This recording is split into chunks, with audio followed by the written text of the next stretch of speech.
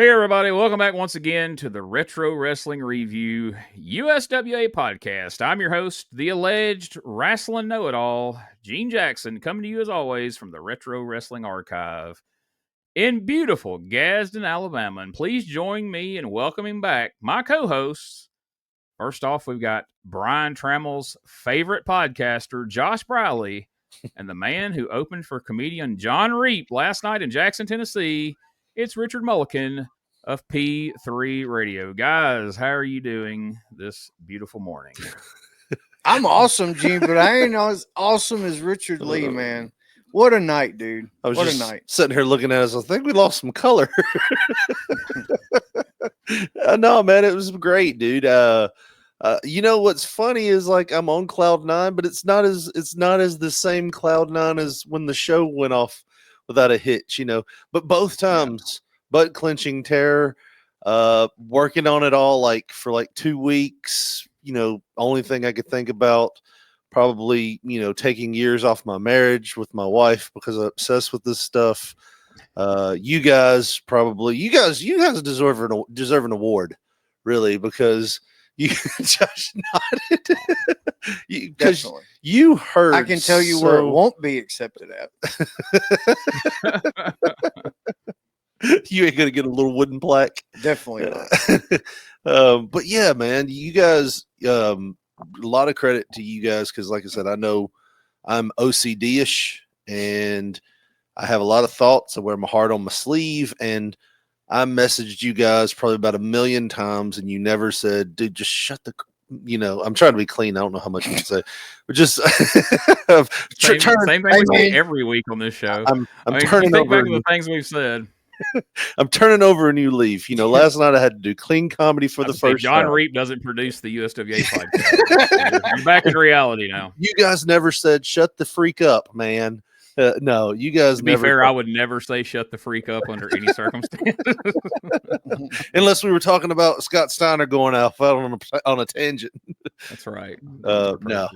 But no, guys, you guys were awesome, and I really appreciate it. Very supportive.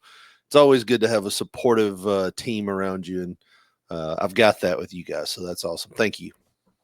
Yeah, man. I mean, I think I can speak for Josh, and if not, he's sitting right there. He can correct me, but, you know, your wins are our wins, man. I was just as happy for you last night as if it had been, you know, me up there, and I know Josh feels the same way, so we're just super happy. Like, me and my wife was sitting watching TV last night, and when the text come through, just got off stage, it went great. I told her, and she's like, "Man, that's awesome!" Like, we were both like, "Yeah, you know, like, you know, we'd been there." Awesome. So, no, man, no. At no point were we like, "God, I wish he would just shut the fuck up." Like, God damn it. Well, my wife was so. Well, I can imagine. You know, mine would be much the same way. I know if it was me in that same position, and who knows, we may figure out a way to make it that way. We'll talk about that on the Patreon. I know my wife would be rooting for me, if for no other reason, to be like, if this goes poorly, I am never going to hear the end of this. Right. And I'm sure your wife was thinking the same thing, because you might have not been here this morning, or it would be a whole different show had you crashed and burned last night. Yeah, you just have my wife panic. Does anybody know how to cut a rope? Like, I can't get it. I would picture you more like in the mug shots after you trashed the net or something. Somehow I have Gary Busey hair, even though I have no hair. Josh rolls up to your house this morning to record this podcast, and it's like the Benoit scene. Oh. Josh just gets a message. The dog is in the backyard. I love you. You can have all my wrestling figures. Now, he added that part. He added that. It's got to go through probate. Like, oh man, that sucks. Are y'all gonna need me every week now? Does that mean Josh is free for a podcast? We call it P4 radio. You know where he kept his music file for y'all's entrance? So if you want to hear more about detail about last night's comedy show, and of course you do, you can check out our Patreon for the post show over at Patreon.com/Retro Wrestling Archive, and you can hear all about it, plus other fun stuff that we talk about before and after the show here on the Retro Wrestling Review podcast, and talk about things that are being discussed. There's been a lot of feedback. I ain't gonna say a lot of feedback, but there's been some good feedback about the watch along aspect. And when I say good, I don't mean it's all like, hey, awesome, but people are giving us constructive, useful feedback on how we can make this better. And it's all perfectly reasonable and fair criticism. And it's definitely things that we're working on. And I think you'll see a difference today, but continue to give us that feedback. We're not going to take offense. We want this show to be fun, not just for us, but for you guys. We want you to enjoy it and get what you came for. So we don't know if you don't tell us, but man, a few of y'all have been really good about supplying us with, hey, here's what I like, here's what I don't like, here's what I liked better before. And I think we're coming up with a plan to bring you the best of both worlds. At least that's our hope. And if we can't, then we'll go back to the old format if we need to. But I think we've got a plan in place on how we can make this work for all of us. So any comments from you guys on your thoughts of what we've heard so far? Do you think it's fair? Do you think it's doable? Or do you think, I think it's funny because in our text chat, we have is like, we jokingly say, like acting like we're mad about the feedback, but it's always funny because it's polite. It's always polite. It's not like, oh, the show sucks now. It's always like, well, I did like it better. So it's always a joke in our text message, like, fuck that polite motherfucker and his constructive things that he has to say. And it's a joke because it's like, man, everybody's just been so nice about it. Yeah. So which is very rare with the internet wrestling community. Yeah. Really awesome. It makes me feel good. And I know that people do enjoy the show and they care about it being, sticking around, but it being something they want it to be, because most people are like, man, y'all fell off. This shit used to be good. Now it sucks. And, believe me, I'm seeing criticism about other things I'm involved with right now, and it's not polite. It's not fun. And I'm trying not to obsess over it, but we won't go into that here. But makes me want to. You're being heard, folks. Yeah, sometimes it makes me so angry. I want to post a Leave It to Beaver picture and talk about how it was better when a certain actor. Well, that's a whole nother. That's not even what I was referring to. No, I'm being random. Sorry, but I get what you're saying. Yeah, that guy can just go yell into his closet right before he comes out of it. It makes as much difference. I didn't know where that was. Or he can stay in it.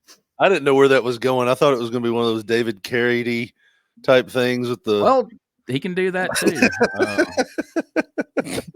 He can have a Benoit scene in his house. Oh, I'm sorry. I'm sure he lives alone. Anyway. There is no dog. No, there's no dog. I'm just kidding. I'm sure he doesn't live alone. I'm sure there's some dude around there somewhere. But anyway, we do want to say this week's show, once again, is brought to you by VIP Championship Wrestling, coming up Saturday, June the 21st in Tupelo, Mississippi. It's going to be a great time. Doors are going to open at 6 o'clock. Bell time, 7:30.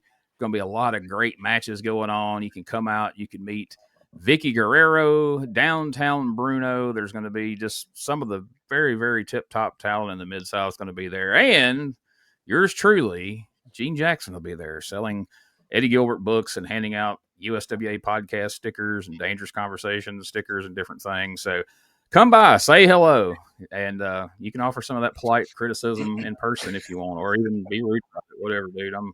I'm tough. I can handle it. Anyway, you better be though if you come up here with some bullshit. Come here with some bullshit. I'll smack you with one of them books. I just pictured like a old football coach type dude or something. I'm just trying to make y'all better. Okay, you better accept this. I'm just trying to hurt your feelings. I just want it to be better. Picturing a David Schultz thing. Does that feel like a crappy podcast? That's an open hand slap. What's wrong with Just in case you didn't know what it was, I love that he describes it to you. That's an open hand slap. You're such a pussy. You don't even know what that is, I'm sure. And that's what we have to start doing on this podcast. Exactly. That's David Schultz. David Schultz can show us the way. because even on ABC's 2020, he was describing exactly what people were seeing.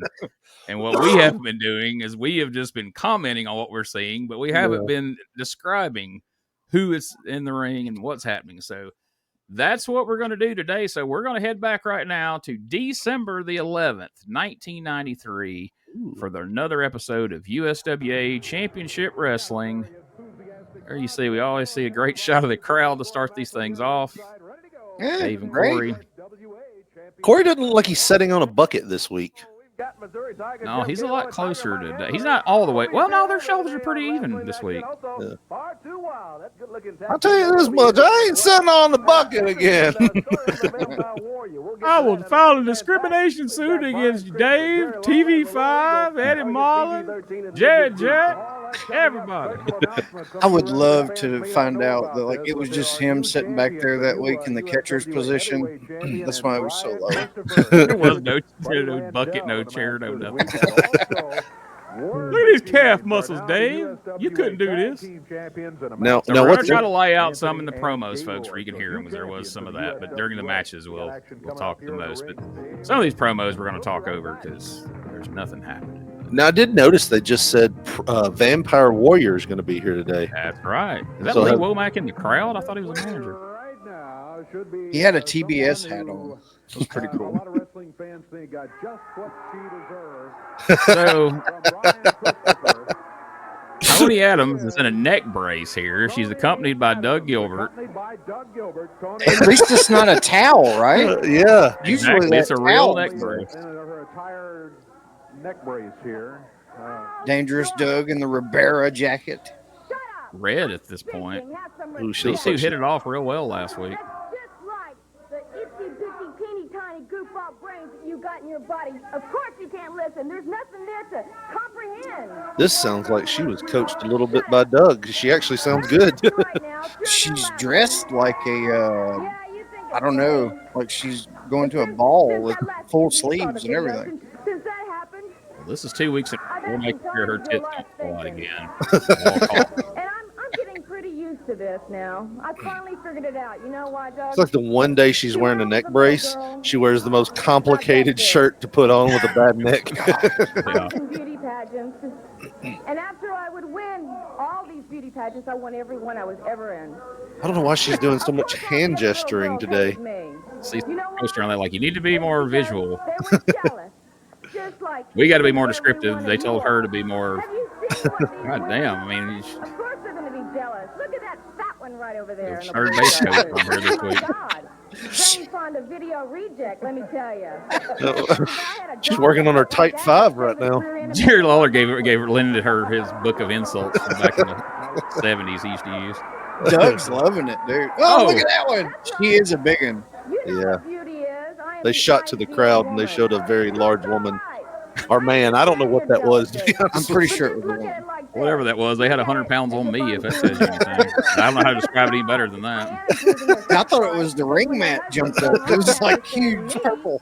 Then of course I think Like, what's King Kong Bundy doing in the crowd? Now let's talk about the wrestling business here. Well, Brian Christopher. Oh, you think you did it, don't you? He really thinks he hurt me. He looks like he did. You're in a neck brace. Sure, it's painful. It's really, really painful. She is moving her head a lot for somebody with a bad neck. Oh, Like wait the a whip minute. you are, you couldn't get the job done. You Oh. thought you broke my neck, but you didn't. You didn't break it. Not at all. Everything that you've ever tried to do to me has always failed. How does it feel to be a Oh. loser? Oh. That's all you are, Brian, is just a loser.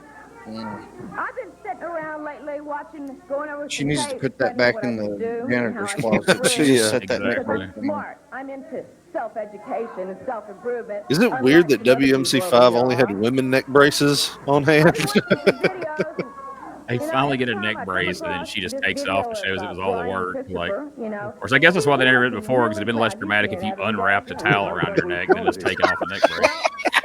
You could go around like 3 times to get it loose. I don't know why. You know what, brother? My neck's feeling a lot better now. Listen to this athletic take, Doug. I'm going to show him something. One more time, okay? And then I've got a point to make right afterwards. Brian Christopher video. She keeps holding her neck, though. If it is, let's see. Yeah, it didn't hurt, but she's holding it. I guess it gave her a rash or something.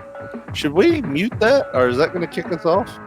It don't last long. We'll crank it Okay. down. I mean, if it made it through YouTube the first time, it'll make it Yeah. through this time. That would be the one thing that they cut us out on. Yeah. But yeah, we I can. always love these videos. These I just think. mashups with, Well, there they go. Okay, they cut cut it it. short. Whoever did the original video was like, "Oh, wait a minute, what are we doing here?" The video was only like 2 seconds. He leapfrogged Coco Beware, and then he bench pressed some weight, and Dave Brown was like, "The video is pretty impressive." Well, he drop kicked Sergeant O'Reilly, and Dave's Oh, like, yeah. "What the fuck are we doing?" Like, that's a jobber. Oh, now they've got a Miss There you go, Simpson. Josh. I'm too sexy. Hey now. Wonder where they filmed this All one. right, so this is a video of Miss Simpson, Toni Adams here, to right said Fred. There's a shot of her whipping Brian Christopher, and now cut to It's random shot shots in of her. it's shot in the same vein as like every promo hype video that somebody's doing in Memphis. Yeah, except for the Moondogs. They do cut between her like smacking Brian Christopher around to like her sitting with a floodlight on her in the back of the room, like in a sexy pose. Oh type wow, thing. there's her. Oh, They're making out with Doug Gilbert. yeah. And then we go to like her and her glamour shots photo shoot here. Now she's stuffing dog food in Brian's face last week. And it's so funny. The glamour shots are definitely her laying on the WMC5 announce desk. Yeah, that's with the a same. floodlight on her. Well, the Toni Adams video there. I thought she was laying on the table that Randy Savage pile drove Ricky Morton on back in '83. I am. I'm an 11, definitely. 11, wouldn't you say so, Doug? Dave, she is most definitely the most beautiful woman that has ever been. Doug had the in coldest wrestling hands in business. wrestling, And didn't you know what I'm saying? He really did. That was definitely a staple of the Doug Gilbert promo. Can we turn some heat on here, Dave Brown? Doug was rubbing his hands together vigorously. That was Yeah. the joke. Well, if you've ever seen a Doug Gilbert promo, you know exactly what we're talking about. Damn, it's cold. When you mess with me, you'll never get me off your back. Brian did whenever Brian did that promo dressed like Doug and set off the shitstorm in Power Pro. That was the one part he definitely got down, is he's rubbing his hands through the whole thing. And then when Doug made fun of him for making fun of him, he rubbed his hands even harder. And it was like the irony. Doug's like, I wrapped this tape on my hands a little too tight, losing circulation, Dave. Toni Adams is like, oh my goodness. Looky here. Hey, There we go. hot stuff's in the house. He's got his guest jeans on. He's also cold because he's wearing a long sleeve Got shirt two under shirts his on. shirt. Yeah. It's decent, so you know. Yeah, it is December. Yeah, Well, formidable teams. Doug's so Fair, cold. not here. but- Now look, Dave Brown, what we've got here is a lap of communication. Put his sunglasses on Corey. He's not amused. Put them sunglasses on me, eh? He can't beat hot stuff Eddie Gilbert. Is that a Hard Rock Cafe T-shirt he's wearing? That is. Can't make out the city, but Yeah. Looks like Cincinnati. It's something long. So listen, and what's going to happen to you, Brian Christopher? Tell him hot stuff. Hello, Dave. I want to say first off, Merry Christmas to all my fans everywhere throughout the USWA. Not, and also let everyone else know. Did he just do a '90s knot? Very nice. Overly exaggerated. For last week, now bear in mind, the last time we saw Eddie Gilbert in 1993, he was a babyface and he was feuding with Doug. look upon another career in my life. Well, Now, Christmas this is always. Memphis. This is Memphis. You don't have to have a segue into being a heel or tagging again, and that's his brother. But just for context, Yeah, Christmas time too, man. You know, I know it's almost June, or yeah, it's June here, but it's December here in the '93 USWA land. And Christmas brings families together. Christmas in June here on the USWA And podcast. she tells me, and then Doug calls me and tells me about the most despicable crime that has ever taken place in professional wrestling. Then they play "Thank God for Kids." Her head between his legs and give her a big old Now, I will say, it is funny that Miss Simpson is still holding her neck. That's what you can't see in this whole promo. Yeah, she made a big production about Brian. I guess the thing is she's lying that Brian did hurt her, but she's trying to make everybody think that he didn't. It's just subtle. Yeah. I mean, I'll give her this. She's really doing what she should do. You know what I mean? Like, yeah. I'm like, somebody has definitely coached her. We put you up. Actually, let him have a cot to sleep in our hotel room with because he had no money. She didn't have a what? We would take him on a 1,000-mile trip. Cot. I know it sounded like. Give me $5. I'm still trying to figure out what that shirt says. This is Hard Rock Cafe wear. I thought Bangladesh. I know it's like a long sentence. The video qualities. Well, it's the 90s. This is probably I feel like URT at the end of it, but surely it's not Frankfurt, is it? Frankfurt? Kentucky? It is. It is Has a Hard Rock Cafe? Well, they did. Must be a gag shirt or something. Probably Germany. It's like me having a Planet Hollywood Frog Jump Tennessee shirt. It's got to be Germany. So, all right. So we'll stop here for just a moment. If you want to hear these promos, you can go back and catch them on the YouTube channel. We'll try to lay out for some of them, but I'm sorry. The gist of it was Eddie's back.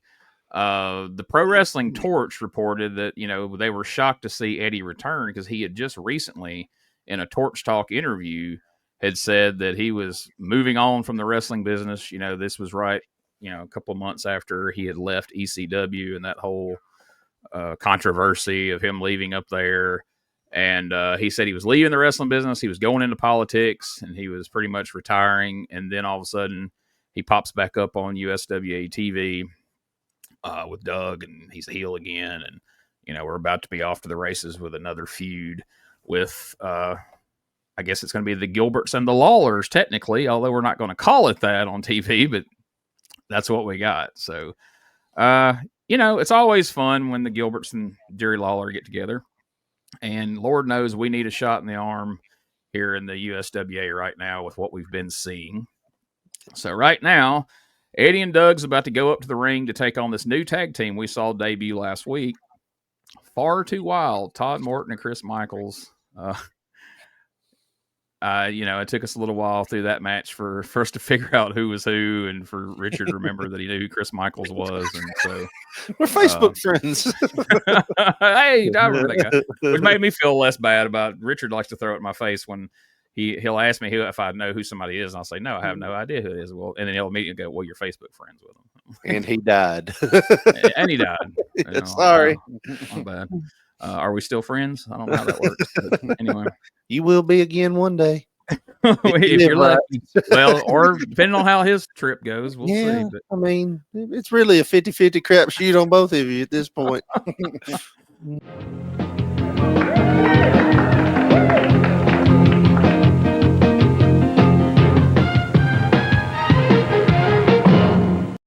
Hey guys, Ray Russell here, curator of the WrestleCopia Podcast Network, inviting you guys to listen to many of the programs here as part of the WrestleCopia brand, including, but not limited to, the Wrestling Memory Grenade, currently covering the 1988 and the WWF project.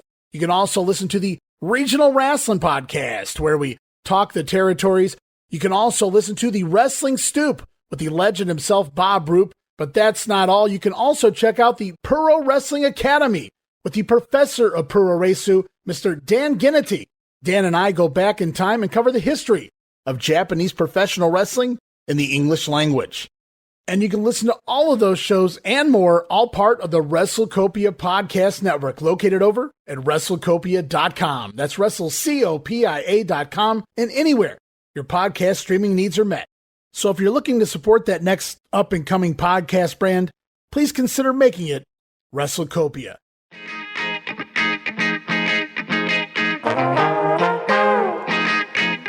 Hey, it's Bob Smith, and guess what? The Outdated Wrestling Hour is now part of the WrestleCopia Podcast Network. But hey, no fear, you're still going to hear the unique guests, comedy, music, authors, journalists, funny people.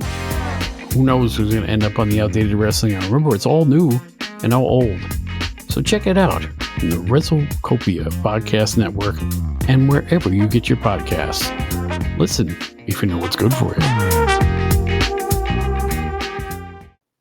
So again, this is a pretty good tag team match in theory to start this out here. You got Eddie and Doug against Far Too Wild, and they were pretty impressive last week. Yeah. So. A young tag team that, has a good look to them. You never can go wrong in the 90s with a Rock and Roll Express type tag team. No, when you got two blonde mulleted guys that look like Ricky Morton and Bobby Eaton reincarnated, even though at the time they were both very much alive. Oh, Ricky's still working now. What am I talking about?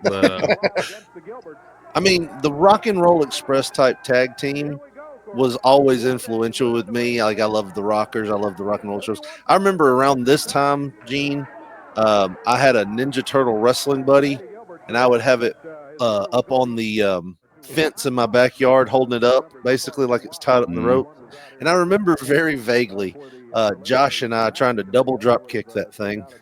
My fat, probably 200-pound third grade ass clearing all of 2 inches off the ground and falling on the ground going, this hurts more than I think it's hurting him. I don't think I'm doing it right. My hip hurts.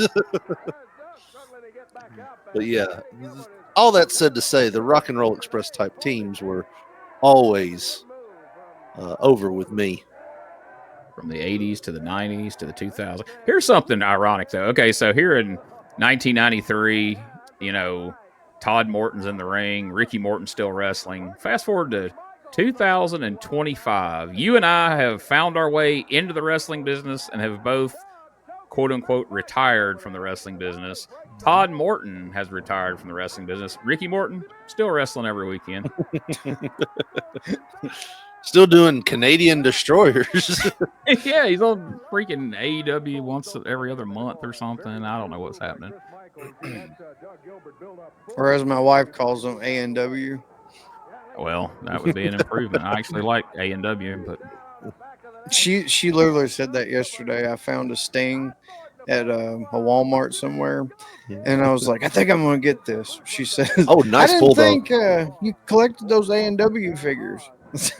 I didn't think you liked root beer, honey. I know I painted myself in a weird light earlier when I was like, I really like young blonde guys that look like rock and roll people. Hey, we already know about Stan Lane. So. Yeah, we knew that about you. Sweet Stan Lane? Is that who you're talking about? The sweetest. I love how they made. God, I can't imagine if Bert ever got his claws in Stan Lane. Oh man, what a DDT there by. Look real. So to paint the picture here, okay, we talked about it, but now Eddie's in the ring, still got the 2 shirts on, wrestling blue jeans and cowboy boots. So It looks like he just stepped out of a county commission meeting. yeah, so I'm guessing that it probably wasn't discussed ahead of time that he was going to wrestle today, and then Eddie Marlin's like, "You want to do a match?" And Eddie's like, "Sure. I ain't getting paid. What's it matter?"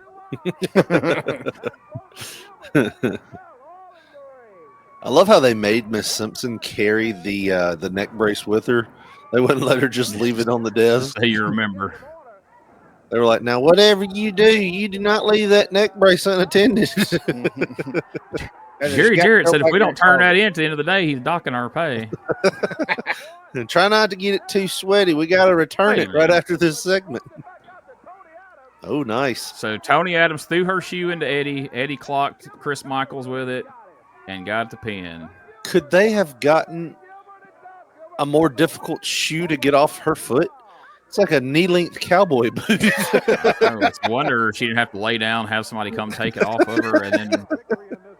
But dude, I like that finish though because they didn't need to win that way, but they're them dirty fucking Gilberts, man, and they had to cheat. They just had to cheat. Yeah. I love it. You sound like your grandmother. I know. That's what she would be like. They just had to do that. They could have just beat them boys just with their fists. They had to cheat. My granny was so into it. Out come Jerry the King Lawler, Brian Christopher. They're getting mobbed by the fans over here. They can barely get around the corner of the ring. They're high-fiving everybody. This is before Brian was like nearly knocking people down, high-fiving them on his way to the ring. He hadn't developed that yet. Dude, as a kid, I remember Brian came out one time and he slapped my hand so hard. Yeah, I mean, his high fives on the way out in like 95 are like considered an act of violence against people on us. If y'all hadn't watched this week's show, this is fixing to get fun for everybody here. Spoiler alert. Do we need to lay out and let him talk here? Yeah, let's hear what he's saying a little bit here. You got the audacity. You got the audacity to make a video to my song. To my song. Well, Toni Adams, you obviously weren't listening to the words of that song. The words are "I'm too sexy," not "I'm too sleazy." That's what you need to have. That's the song she needs in the day. Well, I'll tell you what, Toni Adams. You say that you're going to cripple me. You say you're going to put me in the hospital. Well, it looks like the roles have been reversed. Where's your man Coco Ware? Where's your man Rex Hargrove, huh? And how about that neck brace you had around your neck this morning? How about that, Toni Adams? Hargrove? It looks like you can't get the job done. And what I say, I deliver. And this week we got an extra special surprise just for you, Toni Adams. And Eddie and Doug Gilbert, that goes for you too. Tell them about it. Well, Eddie and Doug Gilbert, the brothers of King the wearing the Reunite, demolition. they're coming down to take care of the King and Brian Christopher. What'd you say? Now, they say that if Toni wants your arm broken, your bones broken, they're going to get broken. If Toni wants us in the hospital, that one we're going bone. to be in the hospital. Well, we want to invite you boys to come on down. Rot off Toni, eventually, at least. We want to tell you this. We want to tell you, Toni, that we don't want to have to get in the ring and worry about the Gilberts, and also have to worry Tony's about finishing you move like is a little syphilis. snake or like a little rat running around the ring. Telling you guys We are don't not have to ready worry for about this. that. So what we've done, Toni Adams, we've taken plans to, I guess you might say, nullify her, right? Nullify. We're going to take care of you, Toni Adams. Or maybe we should say, It's gotta be we got Miss Texas. somebody to take care of you, Toni You would Adams. think. But no. We have got somebody that is twice the woman you are, Toni Adams. We've got Sherry somebody Martell.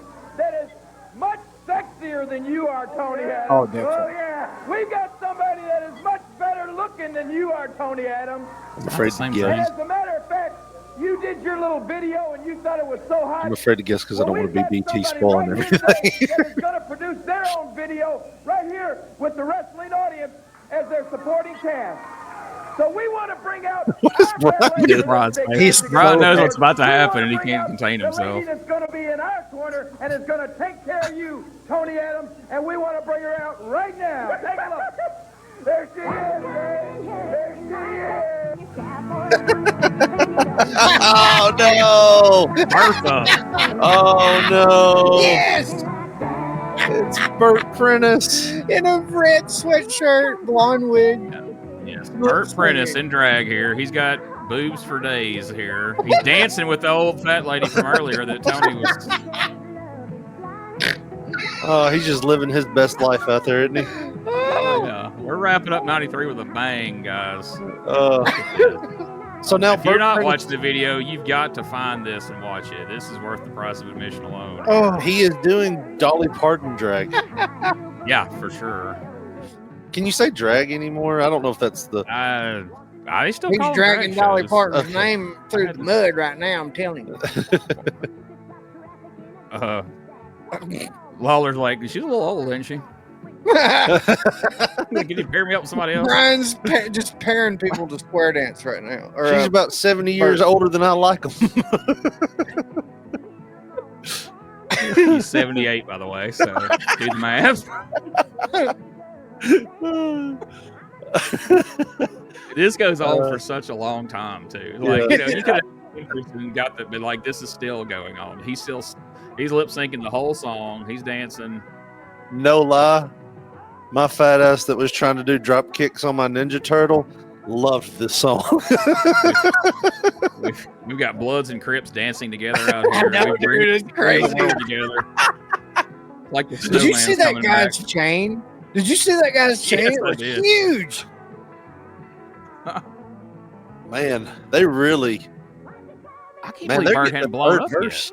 Yeah. That's a He regular. missed a word. Yeah, he's going. You know, he rehearsed this all week. Like he was. All this stuff was already in his closet. He didn't have to go shop for none of it. Like, it was okay. You think about this. He just grabbed a kid dancing with him. You think about what Bert just did. After this is over, can we pause it for just a second when this is over and talk? Yeah, we will. I've got to point out something here. This is great. Eat your heart out. What this proves, Toni Adams, He can't hardly talk. you're nothing but a sleazy Jezebel from 3rd Street. You know, there's no one in the world. I'm from 3rd more Street. loyal to Brian Christopher That's where I live. And the point I'm going to prove, Well, shoot a dress. anybody can put on women's clothes that don't make you ladies. I do it every week, honey. You're a lady. Never again are you going in the ring. 'Cause if you do, I'm going to take off my high heel, hit you right beside the head. So bring them on down, because right now, Eddie and Doug Gilbert, we're ready for you. We're ready. Bring all your guns loaded. Shoot your best shot, because you're going to see what Brian Christopher and the King are made of. Bring all your guns loaded. Come for you, so come and get it. Bert's got some huge I can't guns. wait to see Bertha get her hands on Miss Adams.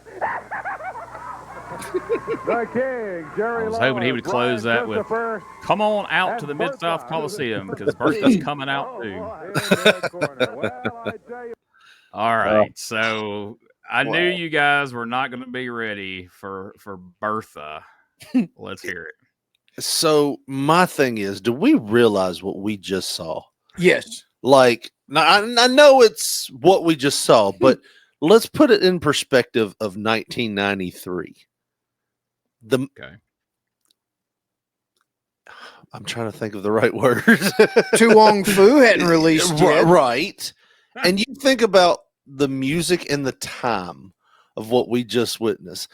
You know, gay people were not looked at as the greatest, you know, within rap music. They were very slurred. You know, it was not far off to say that, you know, sometimes people would say that's gay in a way of saying that's really bad, you know, and nobody was tolerant to that at all. You know, Bert comes out in full drag and unites a crowd of people, like people that would, if this was a heel move, they would be like, boo, you know, you're gay, you know, all this other stuff that, you know, would be insults in 1993. But he has them dancing with him and cheering him on. Like, well, okay, so you got to consider, yes, it is 1993. The general public has no idea that Bert Prentice is gay at the time. They may have their theories or whatever, but he's not out and about like he was a few years later. And in wrestling theory, you know, if a guy comes out dressed like a woman to mock another woman, especially if it's like a fat guy, you know, they're getting behind that. They're not getting, you're getting literally into what we're seeing. The fans are just cheering to the surface of like, oh, they're even in the odds for Miss Toni, and they got, you know, Bert Prentice dressed like a woman.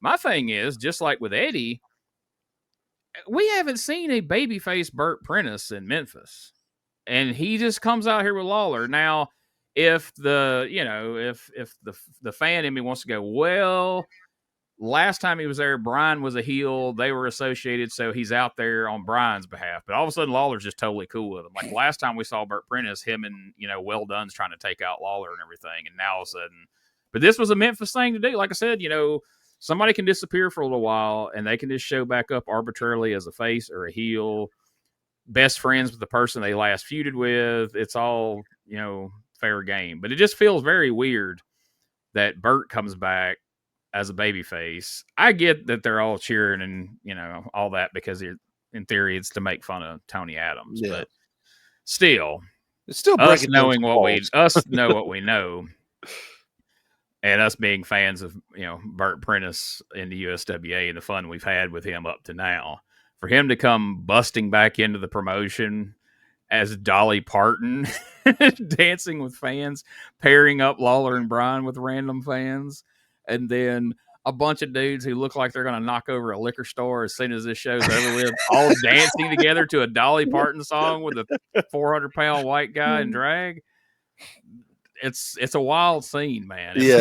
It's definitely livened things up from what we've seen the last 2 months. I've never seen anybody crip walking to Dolly Parton's. Why'd you come in here looking like that? It was weird. I loved it. But let's be honest. That's the walls were being broke down here in so many levels, and it's all because Bert. Bert was talented at that stuff. Well, it So was. would that make it? Why'd you crip walk in here looking like that? It was who was introducing. Like Lawler had that power to where if he was like, it's okay, and this is my big plan, then I would have accepted it as okay. Well, he had some kind of dealings with Bert, and he's good now. I wouldn't have questioned it. I would have just went with it. On Saturday morning, dude, I probably would have been up dancing and shit, like watching fucking with the Crips and the Bloods and stuff. It would have been Kool-Aid stained underwear, just dancing around. It's so funny. Like I remembered, after it got going, I remembered it, but I had totally forgot this was coming. And as they start building it up, I was kind of like y'all were. I'm like, what's going to be Miss Texas? I mean, there's one of like 2 or 3 people it's going to be. I was not ready for Bert Prentice to come busting out of that curtain dressed like Dolly Parton. Like, that got all over me. I was like, man, the guys are going to love it. Like, thank God we're doing this as a watch along because, it's just going to come out of nowhere and we'll get the promo and the whole bit. So, yeah, that was fun. And the arrogance of me that said, I don't want to guess because I don't want to get it right and be like spoiler BT. I almost said there's no way in hell you're guessing this. But then I thought if this was BT, the next words out of his mouth would go, Bert Prentice. And I'm like, Bert Prentice in drag. And then afterwards he'd be like, yeah, I had already watched it. Anyway, let's go on to the next match here, the next segment of the show. You mentioned this earlier whenever they were introducing the show. I don't know what happened, and we're not going to see any clips or get any reference, but all of a sudden, the Warlock is back to being called the Vampire Warrior. He's boy, what an outfit. Differently, right? To say the least. That is unique. If Josh saw Miss Simpson, everything you were just talking about, Richard, I think applies more to this situation than Bert's situation. What that man wearing a garter? He looks like he just got out of a club. Well, I think that came out of the same closet that Bert came out of. It was like, here, honey, wear this. Man, that was in the back of the closet. Oh my God! You can tag with Dale wearing this. I love how we have Jewish Macho Man in the ring. He's wearing Macho Man's tights with the 3 stars and then a Star of David on the ass. Charlie Laird, to be exact, for those listening at home. But yeah, so Charlie Laird against the Vampire Warrior. No longer the Warlock, no longer wearing a mask. I don't know who unmasked him, but here he is in all his glory. He's out here, if you will. All I'm dreidel, oh, freak out. Oy vey, yeah. I made you out of clay. Shalom. All I'm thinking is, if Miss Simpson was to come out in the exact same thing that Vampire Warrior's wearing right now, Josh had to take a sick day tomorrow. Man. Well, yeah. I mean, I'm developing carpal tunnel. I can't come to my job. Holy Lord. Is that a dragon suplex? What was that? And that got barely got the win. Charlie Laird barely stayed in position long enough for the 3 count. But boy, that outfit looks like he'd be in some positions with me. Thought I saw a quarter on the ground. That's why.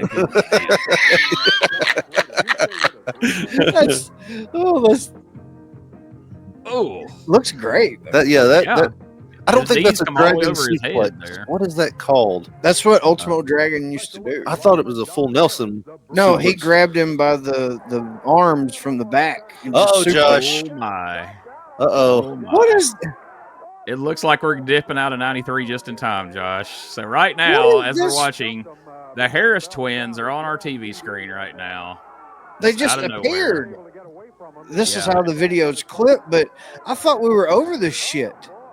And how apropos they're fucking beating up a black guy. They're imagine that. All Neighbors is the referee there, but yeah, the Harris brothers are on their way back to the USWA. It almost looks like this show clipped into an older episode. I know, that's what I was looks thinking. like we changed shows here. Yeah, this poor bastard with the tag belt there. So this is just a replay of an old squash, folks. Okay. Thank God. Yeah, that's what I was because like you had Paul Neighbors as the ref. Jeff Gaylord and Mike Anthony coming up. And one of the stipulations. This is a situation. I hope Jeff Gaylord and Mike Anthony beat the shit out of those guys. Oh, see, I was about to ask, would this be a situation where you finally cheer for the Harris twins? But no, you're siding Gaylord on this one. I hope they whip the piss out of them. Wow. That says a lot about your disdain for the freaking. He's just praying in the ring. He's got a prayer run. That is Ali bin Khan. I want you to take a good hard look at Ali bin Khan and tell me if you know who that is. From this angle, he looks like Captain Lou Albano. Let me see. I'm gonna guess. Real close. As much as you can and through this grainy VHS video. So this is Mike Anthony, Jeff Gaylord taking on Ali bin Khan and the Enforcer, which is a black guy in a security guard outfit. He looks like Mike Miller. He does look like Mike Miller. Nah, look at that gut. That ain't Mike Miller. Come on, take a look at it. Look at his build. Focus on the build and the hair. And we've seen him here this year. Oh, that's Brian's friend. What's Mr. Clyde in there. Mr. Clyde. Mr. Clyde has been given a gimmick, thank God, because Mr. Clyde was an awful name. But they have taken a bed sheet or something, and they've made it into some pants, and he's Ali bin Khan. Well, he needed something. Oh, he definitely needed something. Mr. Clyde. God. Diet plan, a I treadmill. don't know if we called it. I don't know if he called it as we were going in the ring, but like he had the whole Sheik, Sabu, headgear, the whole nine. So he has officially become an Arab of some description. I don't know what the term is these days. Yes. Oh my God, Jeff Gaylord has come off the top rope. He's praying to whatever God's gonna let him win a match. Is what he's doing. He's praying Jeff Gaylord tags back out. There you go. Rakes his eyes. Oh, crossbody from Jeff Gaylord. Gaylord landed right on his head. He ran to make the tag. Is that a security guard in there? Yeah, that's the Enforcer. This guy came straight from work from the Mall of Memphis. He got off his shift. Ooh. And came straight to the studio, took his radio off, and got in the ring. This dude is like super small down low. Like below his waist, he's like tiny, but he's got a bigger build up top. But seriously, is that Womack guy? Is this? No, that's not Womack. He's out in the crowd. He's got the same build. He does have the same build. I'm sure they're probably friends. I don't know. You can tell he is new to wrestling. Why would they put him in there with Jeff Gaylord, dude? He's going to get hurt. So someone from this time period, I won't say who, actually confirmed for me this week that in fact Lee Womack was a friend of Reggie B. Fine's, and him being on TV started out as a drug favor for Reggie. That I nailed that 100%. That's exactly awesome. why. The security guard has split his pants. Well, that's coming out of his next paycheck. I have seen it twice now, and I'm like, the first time I saw it, is like his pants are split, and then when he got knocked down there, all you saw was white underwear. Centos ain't having that shit. Trying to swap them out next week. Oh man! So, Mr. Clyde's getting some shit in, dude. I like it. They're like, they look around the dressing room like, all right, so we got Ali bin Khan debuting. Let's pair him with the security guard from the Mall of Memphis. That'll go. Mike Anthony had been gone for an hour, and he just still throws his nuts right into the ropes there. Jeff Gaylord back in. What's the story of this team? He's like, come on in here. I want to beat you up now. He's beating the security guard up again. What would be the story of this tag team getting together? He was getting harassed while he was praying at the mall, and this security guard stepped in. This security guard caught Gaylord trying to steal something from Camelot Music last week, and that's where that heat is. Yeah. This is real footage of him beating up a bank guard. Holy Lord, look at Jeff Gaylord coming off the top. God. He hurt that man. Wow. He hit him. Was it a shoulder block? Yeah. Yeah, that was the most athletic thing I've seen Gaylord do this year. Yeah. Well, he just folded that security guard. Ever since that security guard kicked him out of the mall for begging for free pizza from Sbarro, it's been pretty heated. Ooh. I don't know what we have said in our text messages. Look, split paint. Oh, they cut it. I don't know what we've said in our text messages on here, but I feel bad. I feel bad. You got to hear from Lee Womack here. Feel bad about what? I feel bad about Gaylord now. And I guess Mr. Womack is feeling pretty good about the situation right now. Okay, Dave, before I start talking, first of all, I want to say hi to the #1 disc jockey here in the area over at K97, Mike Evans, that's through the morning show. Now, how long did it take me, Dave, and how long did it take me, Corey? I told you I'm very serious about this. You can see the disappointment through their masks. Like the War Machines are like, what the fuck? Tag team champions. It took me 1 week to get those titles. So this is Lee Womack and the USWA Tag Team Champions, the War. Now let me just say one other thing, Dave, because I'm getting sick and I'm getting tired of you all putting down the champions. These guys are the champions. They're taking on 4-2 Wild. Took us 1 week to get them. Yeah. Okay. They got the championship belt. Do you have anything else to say, sir? Now, what I want all you all to do, and what you're supposed to do when I said that day was drop down on your hands and knees, and all these stinking people out here were supposed to be dropped down. Because let me tell you like this right here, we're the world champions. We're the USWA tag champions. You're supposed to get on your hands and knees when these guys come into the arena anywhere. Well, we're not impressed when the guys come in here. We're impressed to see what they do in the ring, and that's where we'd like them to go right now because we got a match coming up. Wait a minute. I want you to get Eddie Marlin out here. Can we get Eddie Marlin out here? No, we're not going to get Eddie Marlin out here. The match is already signed right here. War Machines are... He pulled the can I see your manager? And it's time for the match. I'm going to speak to the manager. You see Eddie Mullins. Here comes Far Too Wild out here. Far Too Wild are coming out now. And Todd and Chris headed over this way. Yeah. If you don't mind, step over here, please. And excuse me, Dave. Mr. Womack, this match has already been signed. There's no way you can win. It'd be funny if they were like, I won't give a shout out to Power 92's best DJ. And we're going to wrap for these guys. And they come in and they want the title on their first shot. Maybe we'll do that. Is that what you're afraid of? I thought that was what they were setting up with Whenever you feel froggy, you just jump, brother, okay? When you feel froggy, it's like Froggy 94. It took you 1 week to win the titles. They could do the same thing. Are you threatening me? Are you threatening me? Because let me just we'll see if your DJ can take on Captain Kermit the Weather Hermit over at Power 94. He just called him a Ricky Morton reject. Way to point out the obvious, dude. They are the USWA Tag Team Champions, and you all can't touch them on your best day. These guys just got more fight in their little finger than what you got in your whole stinking body, jerk. So you best to get out of this arena right now before I let these guys get you. But that's going to have to be signed because they're not going to take you on right now. Do you understand where I'm coming from? Do you understand where I'm coming from? I understand completely where you're coming from, but you better understand where Far Too Wild's coming from. We're in the USWA to stay, We're brother. from Kentucky. USWA because you're Ricky Morton reject, son. These guys are USWA tag team champions. They are the tag team champions. Put up your kind of Kentucky. That's a great idea. Put them in the Todd got him some matching motorcycle boots, I see, so that's good. They are going to have to face Far Too Wild, and I think maybe... Don't those things have metal tips on them at the front? Yeah. Usually. Lee Womack starts out channeling Cornholio. He's like, are you threatening me? Are you threatening me? You will give me TP. TP for my blowhole, boy. Do you understand? Do you understand what I'm saying? Nobody is like Chris Tucker. Do you understand the words coming out of my mouth? No. Look at this tag team here. Del Rios and Tony Williams. If they were to go into their next title defense. Tag team of high and low here.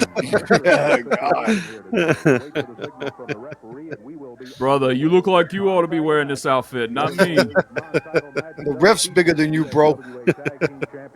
It looks like Del forgot his gear. And Tony's like, well, I got these shorts and a T-shirt in my In my gear bag, you can wear that. It looks like he's wearing Tony's gear here. Yeah, just rip them out the side. Bertha's at the monitor going, "Who's that, honey?" Oh, this is the first time. This is his first week back since Dell's been here wearing this get up. God, I bet he had to go to the ER. Big Farms in there. For Mr. Lee Womack and company over here. Oh, God, are they wearing do-rags? Honey? Yeah, these masks have do-rags almost, looks like sewed to the back of them, basically. Like, it's some odd gear here. I don't think your grandmother made these. No, definitely not. She wouldn't claim it, I'm sure. It gets even odder when we get to this week's Mid-South Coliseum card, but we'll wait till we get there. Yeah, Tony is almost the same height as Kevin Lawler here.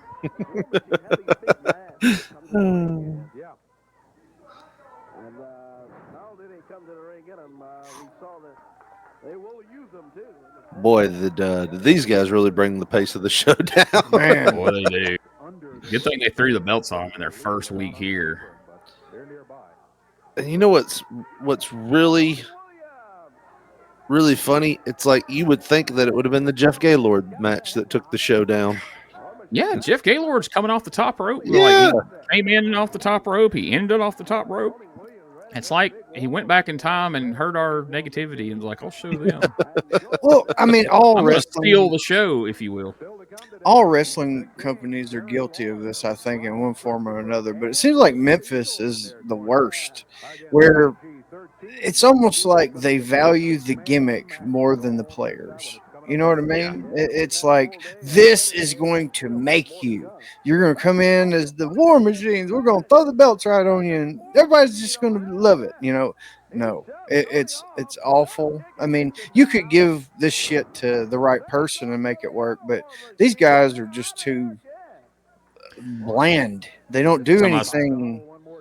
My same source that told me about Lee Womack told me that these guys were a couple of dudes from like Dale Mann's outlaw shows and had been around a little while, but and great guys by all accounts from a couple of different people who've talked to me about them. But you know, they're not going to come in and set the territory on fire, not goddamn, or take a crucifix apparently. And Tony take Williams. Two. I love how he's like, I told you in the back, I ain't taking that.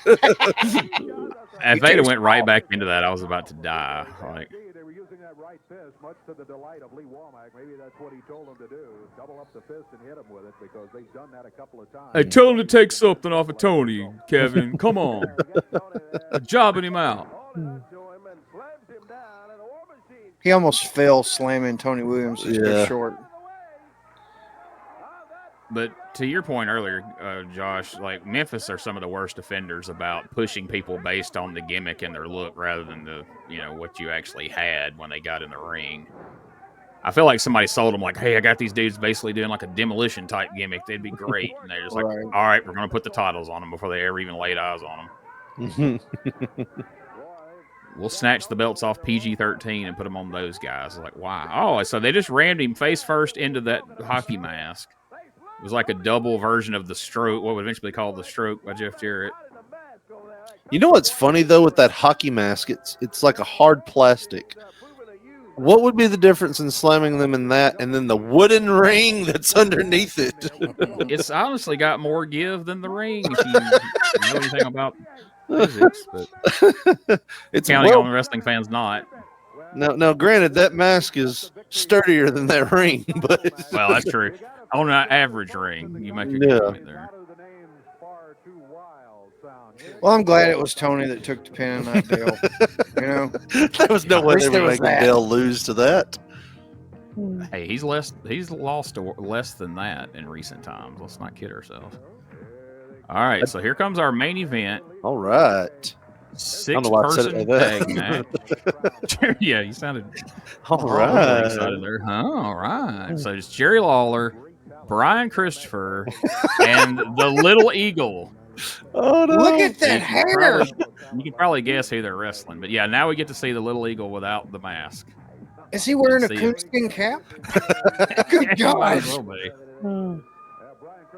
That is a long mane right there. Yeah, we've been commenting on mullets. This guy's like, hold my beer, son. I'm working a Kentucky Headhunters gimmick down in Mississippi.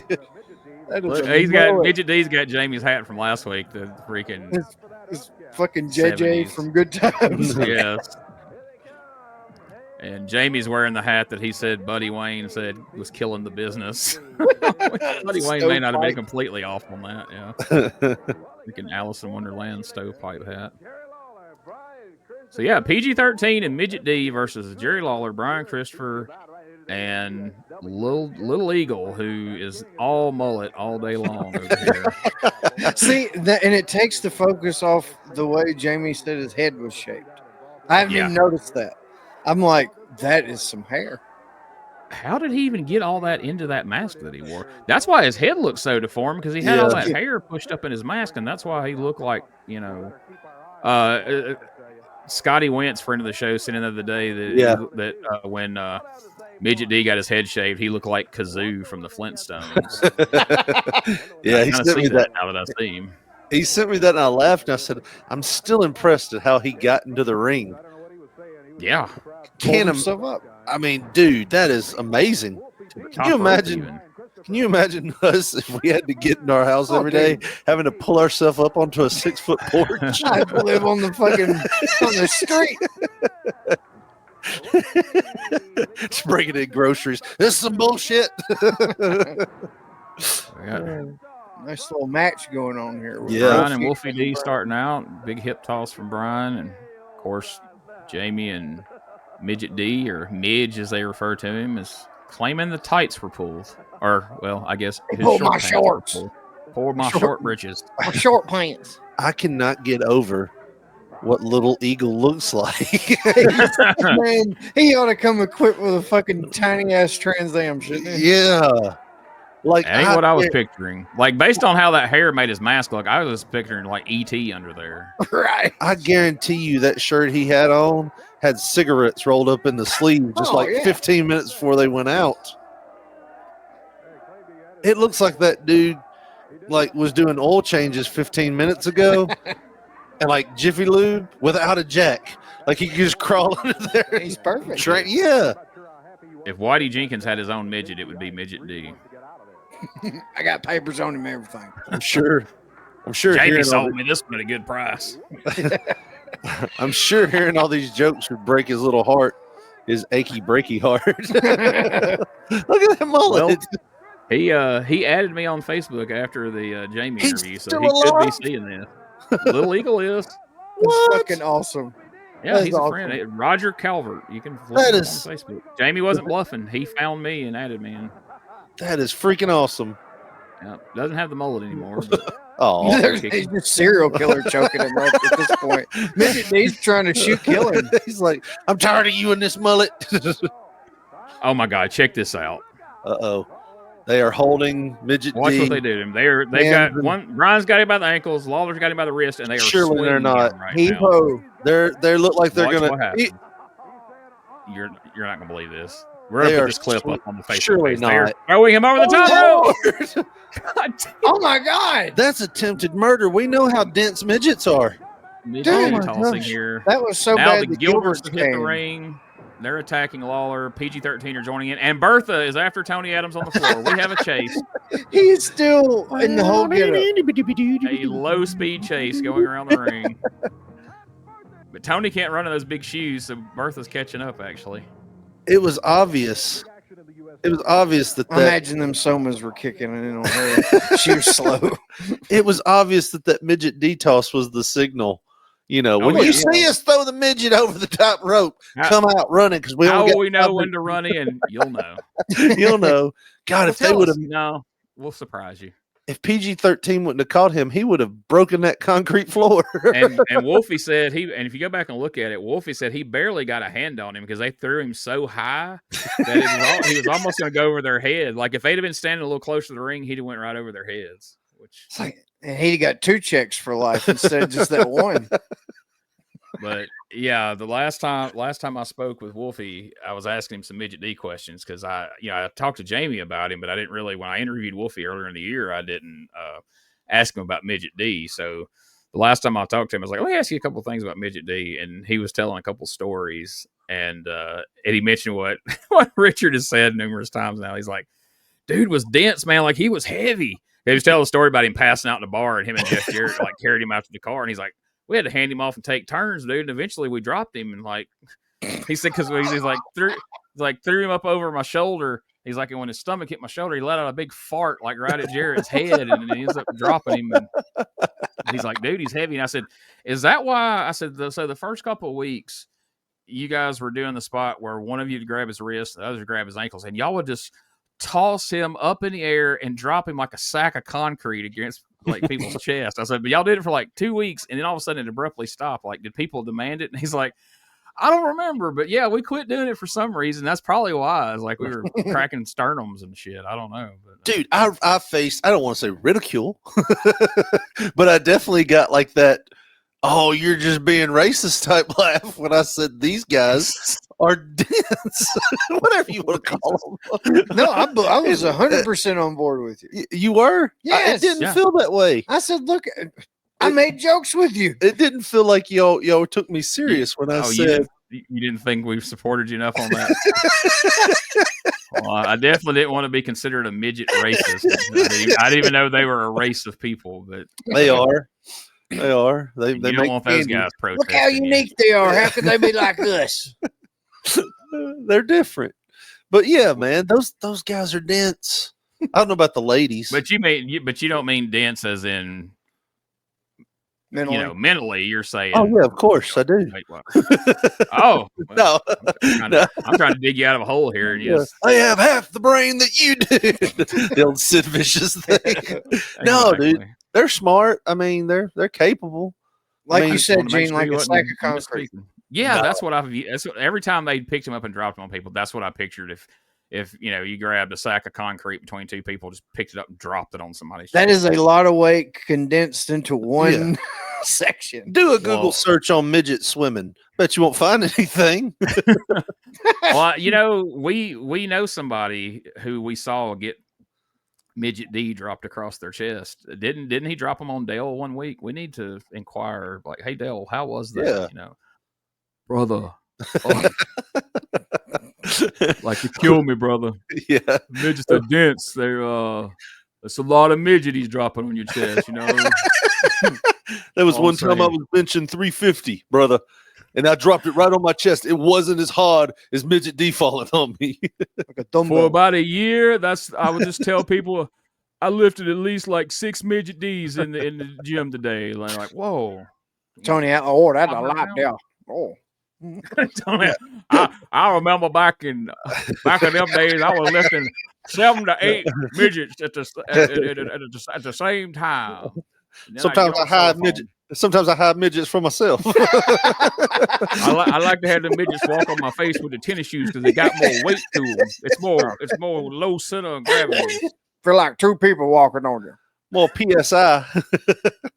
Yeah, that's a deal. That we quoted. I don't know if that's Tony Atlas or Ernie Ladd there. I like them midgets walking on my face. Who turns into Morgan Freeman eventually. I like them midgets walking on my face. I wanted to get out of Shawshank so I could have them midgets walk on my face one more time. What the fuck are we doing? Let's take our last commercial break right now. Then we'll be back in just a moment to discuss everything we've saw here today.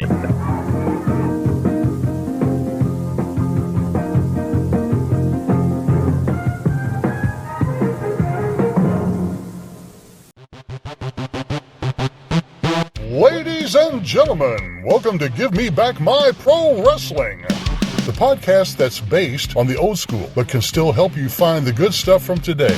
Jimmy Street and the Plastic Chic, Jared, are the undisputed tag team champions of the wrestling podcast world. From thought-provoking topics to superstar interviews to action figure expertise. This team does it all, and all they ask is, give me back my pro wrestling!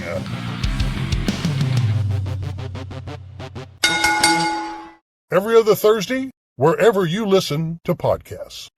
This is Wrestling Nostalgia, the podcast that dives into wrestling history.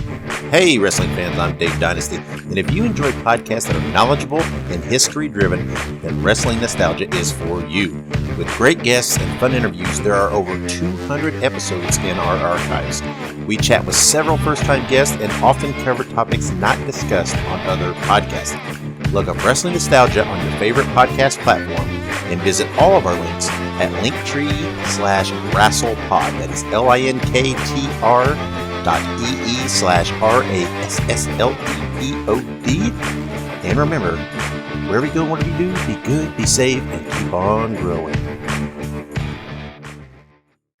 All right, guys. So I pose this question both to you and to the listeners or viewers, whichever one you choose to be this week.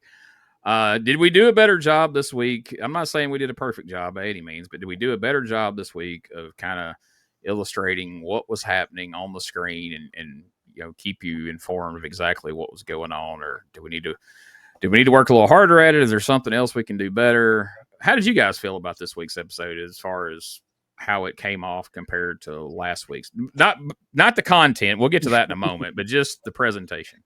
I think we stayed a little bit more on course with announcing what was going on and trying to comment on the situations as they were happening, opposed to, about what cartoons we used to watch and stuff. So it did feel a little bit more controlled. That was Josh Brawley wearing an Atlanta Braves hat. I'm trying to do that a little bit. I'm trying to get better at it. It's almost like we're doing it for deaf people.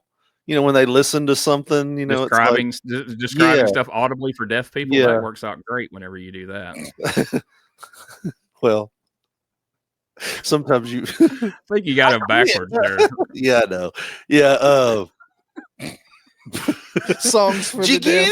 Did you understand? I've been telling that sumbitch exactly what he's seeing, and I don't think he even acknowledged that I said it. But look, he's looking right at me. My brain is mush.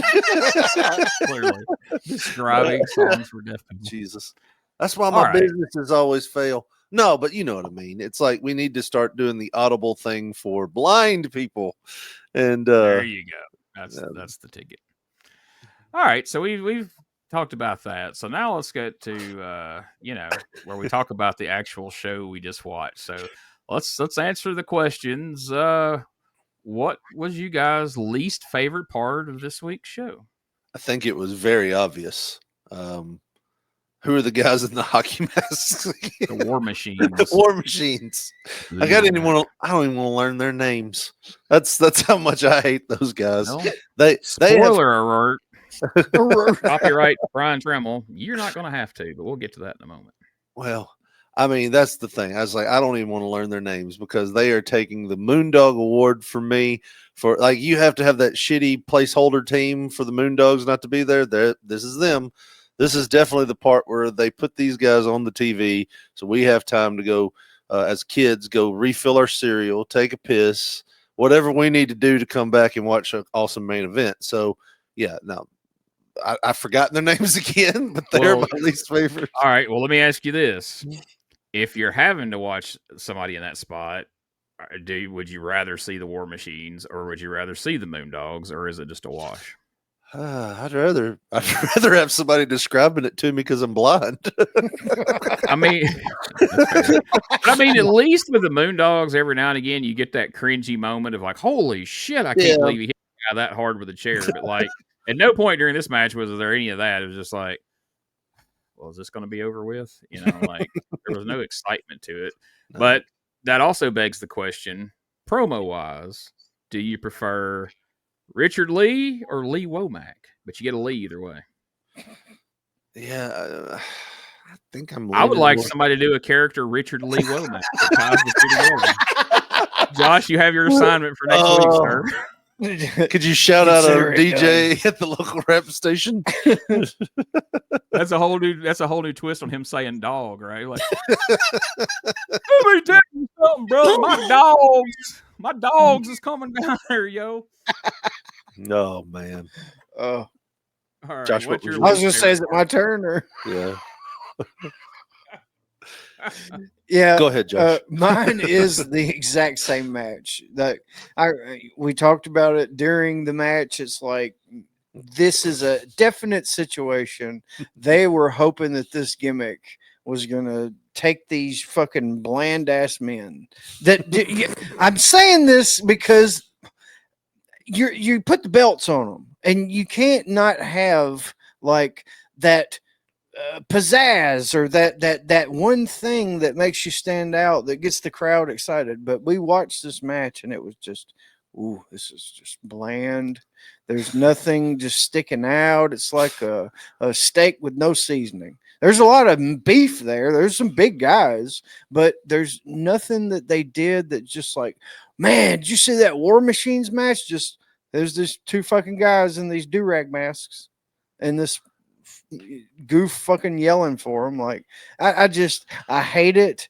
Not as bad as the fucking Bruise Brothers. That's an honorable mention, but they wasn't on screen long enough to, rattle me too bad. But now, that was just awful match. You talk about a team that would have benefited from having like a match like the Moondogs would have done. If you would have had these two big guys come out and just Road Warriors these guys, they're over. But you go out there and you're like, all right, now let's respect the tag system. It's like, what the hell? It but are really, they big enough really to be the Road War, like to squash somebody like the Road Warriors? Like then you'd have. I feel like at least my response would be like, all right, well, you're trying to make two moderately sized guys be the Road Warriors, but they're not big enough really to pull that off. They're in that weird size range where they're not big enough to be monsters like the Road Warriors, but then they're too big to be, just wrestling, just regular ass matches. And I think if you kept the hockey masks on, it would help. Like those regular wrestling masks that look like they have a do-rag sewed to the back of it, so silly looking. That's not very intimidating either. You're just like, what the hell are they wearing on their head? But normally I like to try to throw in something different especially if you guys both didn't like the same thing.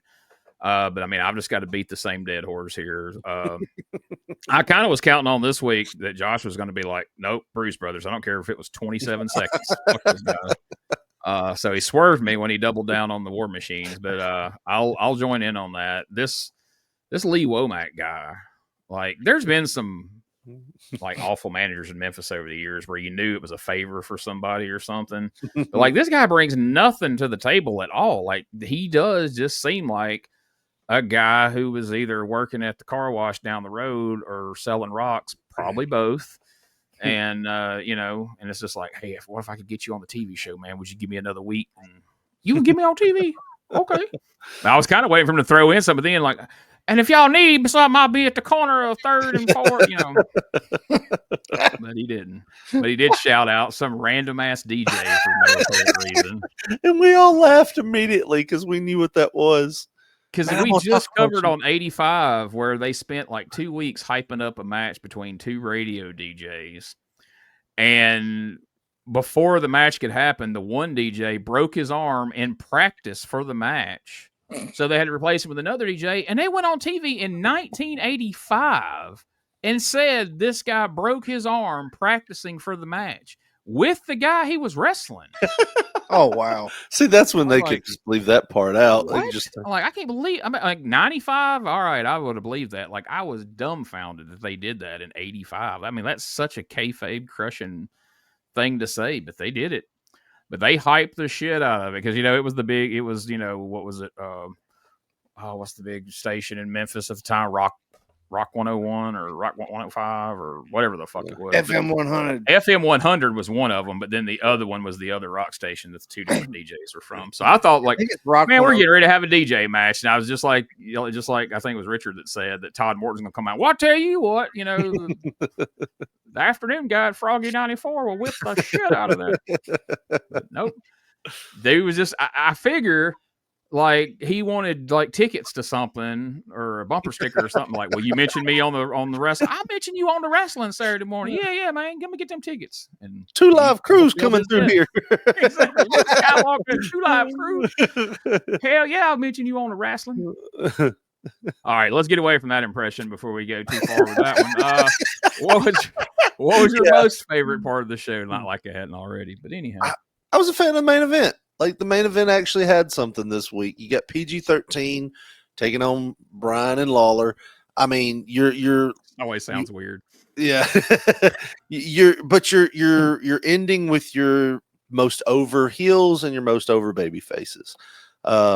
Good finish where they chunked a midget out of the ring, and it had a good crazy ending there. So yeah, I was a big fan of the main event. Honestly, other than that tag team that I can't remember their names, the whole show was actually pretty good.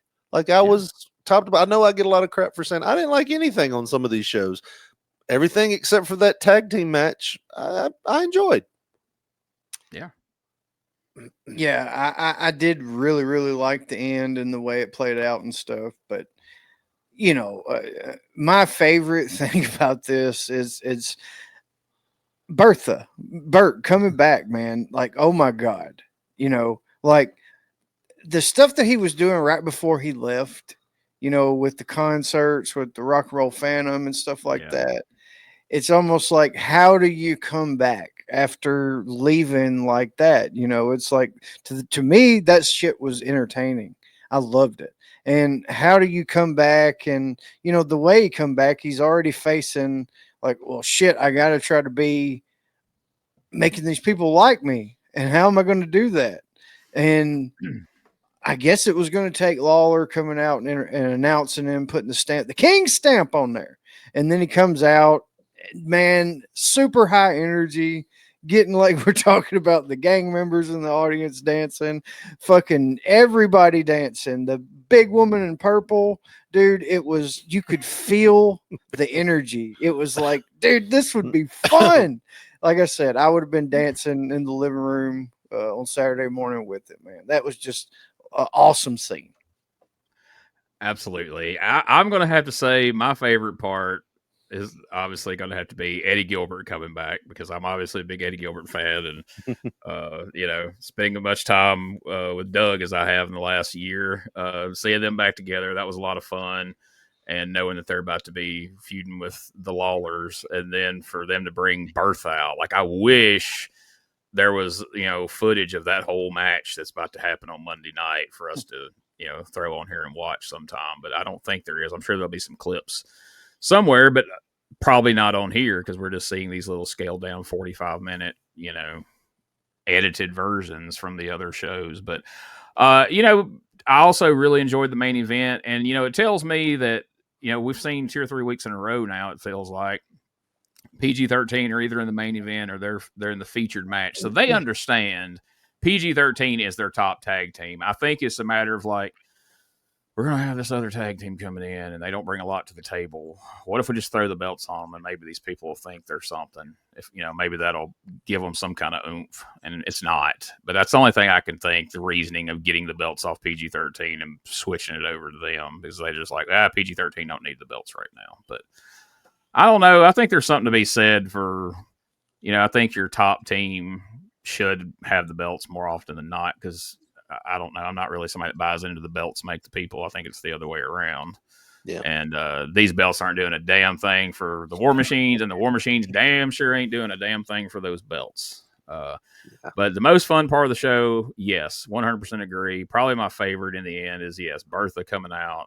That whole scene over there. All I could think when, you know, we keep making the joke about the Crips and the Bloods dancing together and all that, is I remember when I was going through some tapes, pulling clips for the page back a few months ago, I ended up clipping that whole Snowman Lawler feud that played out over months, you know, and they kept having like Snowman out in the crowd. And one week he's sitting in the crowd with a whole bunch of dudes that look just like the guys that were dancing today. And on live Memphis television and in the edited version that they cut out and sent everywhere, Lawler points over there and they get a shot of all these people over together. And Lawler goes, "Hey, let's shoot a Tarzan movie." God damn. Wow. Jeez.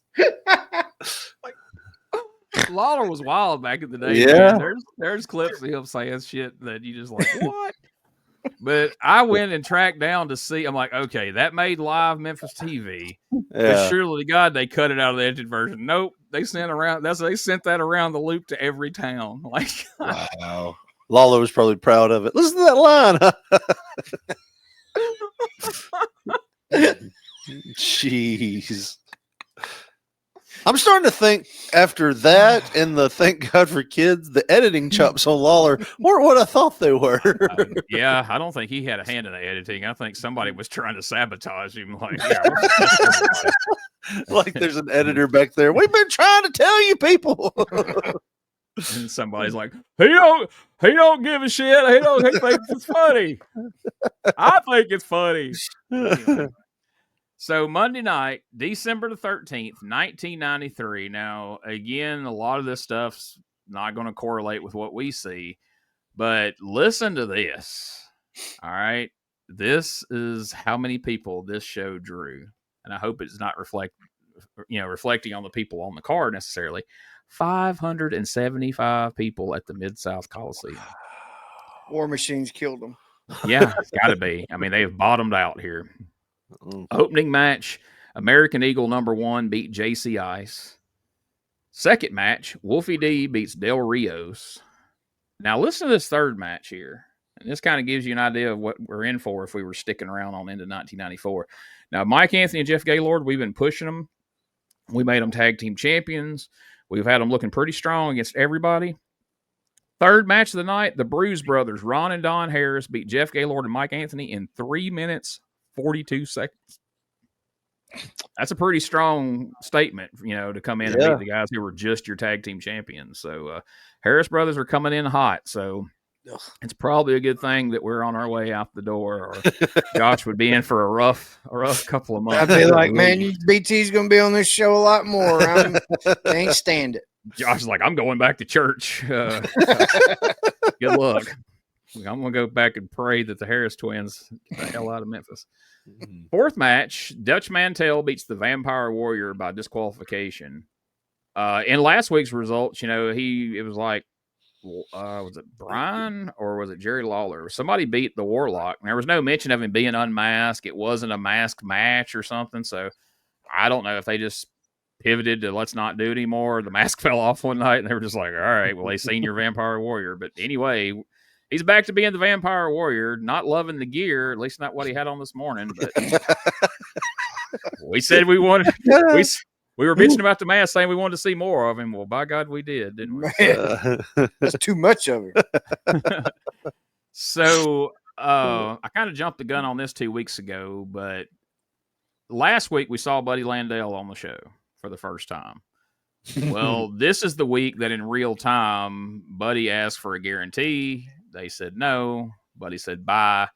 And as we remember, or may not remember, from last Monday night's results, Brian Christopher beat Buddy Landell by DQ. Buddy was still the USWA champion, but he quit while still the USWA champion. So phantom title change, Brian Christopher, the USWA heavyweight champion, who beat Buddy Landell on an untelevised show is what they tell us on TV, but from all accounts it didn't happen.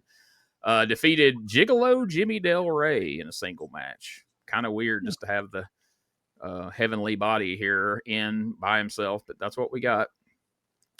Now this result, I don't know what the hell is happening right now.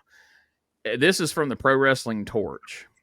Todd Morton and Chris Michaels, Far Too Wild, defeated the Continental Warriors, who he described as two fat, unmasked guys who were replacing the War Machines, who quit. So we had Buddy Landell, the USWA champion, quit during the week, and we had the War Machines, the tag team champions, quit during the week, and we just threw some tag team called the Continental Warriors without masks in there. If it had been me, unless they just look like completely different people or they were black or something to just completely distinguish them from the War Machines, I would have put any two masks I could find on them, called them the War Machines, and had Far Too Wild win the damn tag team titles. Yeah. But that's not what we did. I see Buddy Landell. Hey, you boys going back to Kentucky? I'm gonna ride with you, man. All right, guys, let's hit the road. Got enough of this place. And in the main event, Eddie and Doug Gilbert with Toni Adams defeated Brian Christopher and Jerry Lawler when Doug pinned Jerry Lawler after Eddie hit Jerry with Toni Adams' shoe, just like he did on TV with Far Too Wild. So the Gilberts are coming in strong here. So obviously we're going to do something with this for at least for a little while anyway, because you expect probably they're going to have Eddie pin Lawler, but no, they had Doug pin Lawler. So we'll see where this leads us next week. But that's it. USWA champ out. USWA tag team champs out. I just can't imagine, like, these guys who we're just sitting here talking about through half the show, what an undeserving push they were getting as tag champs, and they walk out and quit as the champions. They must not have been getting paid anything, because do you think on Dale Mann Kentucky shows that they were making anything more than what they could have been getting from USWA? I mean, I wouldn't think so. So it has to have been, maybe they didn't want to do a job for Far Too Wild or something. I don't know, but they're out of here. So good thing you got all your bitching about them done this week, because they have hit the road, and I got a feeling Far Too Wild are going to be getting their asses whipped by the Harris twins. Yeah. Sooner rather than later. I think they saw the writing on the wall with the Harris brothers coming back. I think they thought, well, this is it for us, because why would they push two teams like that? And of course, you're going to push the bigger team. Yeah, man, I'm so glad that. But does this mean that we're done with Lee Womack? Probably not, but I don't know. I honestly don't know yet, because he was out there with Reggie. But see, now we ain't seen Reggie brings in Lee Womack, and now Reggie's gone. Reggie and Doug beat Lawler and Brian last week, and now Reggie's not even on TV or on the card. Right. Monday. Don Bass was there last week. He's nowhere to be seen. So it's kind of an odd time. People just coming and going here. Yeah. It seems like we're ending 93 with a bang. And it's still better than the beginning of 93, though. I'll give them that. Well, I mean, really? Are Mike Miller to pop back up here at the very end. Ready for another New Year's party scuffle with Jerry Lawler. I'm ready for this year's New Year. Now that the WWF guys aren't around, guess who they're calling? My buddy Principal C.W. Bergstrom ain't here no more. I'm going to take his spot. I love how they mentioned Rex Hargrove, and he just got like a passing mention. And it was like, me and Josh, I actually did the kids. Like I've been around kids' music too much with my daughter. So I was like, we don't talk Rex Hargrove. No. It's like, it seemed like everybody got like a little like, nah, we don't talk about him at all. Like, why'd you bring him up? He's out of the business. Like he not only quit USWA, he quit the whole ass business. Like he decided it wasn't for him. And there's been more than a few people, I'm sure, who decided to just be completely done with the wrestling business based on like Memphis payoffs and things like that. Yeah, I mean, but I guess think about it. Like he seemed like he had potential, like in terms of that's a guy that WWE would have wanted to try to do something with. You would have thought the big guy, blonde, great pedigree. If you're just looking at it. And then it's almost like he got such a bad taste, and Memphis was so bad tasting. It was just, I can't survive with this shit. But he went on, and that was his opinion of the wrestling business. You know what I mean? Like he could have probably made some money if I feel like if people like Kevin Nash and people like that could make money like they did. He had at least a little bit of chunk he could have made up there. Something? Are you white knighting Rex Hargrove? I'm saying he could have went a lot further than he did financially, I think. But he left, and anybody he talked to after that, in life at his whatever fucking job he went to, it was like, yeah, let me tell you, I know about wrestling, buddy. And then he gives this specific Memphis-based opinion, and he probably got treated like shit, probably didn't make nothing.